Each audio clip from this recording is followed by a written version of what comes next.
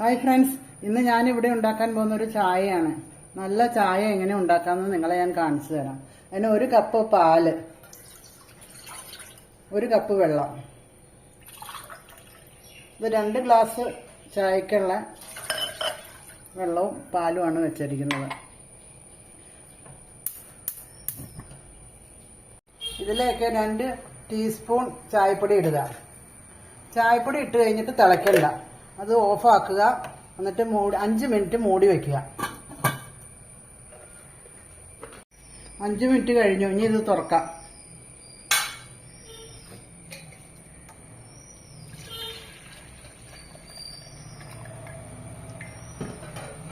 ഇനി ഇതിൽ 2 ടീസ്പൂൺ പഞ്ചസാര ഇടുക. ഓരോരുത്തരുടെ മധുരത്തിന്റെ ഇതുപോലെ ഓരോരുത്തരും ഇട്ടാൽ മതിയേ.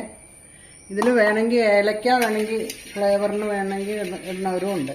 ഞാനത് ഇട്ടിട്ടില്ല. ഇവിടെ ചായ ഒന്ന് ആക്കണം.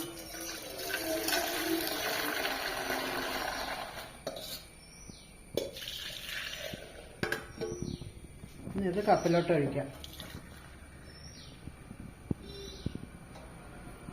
ചായ ഇവിടെ റെഡി ആയിട്ടുണ്ട്.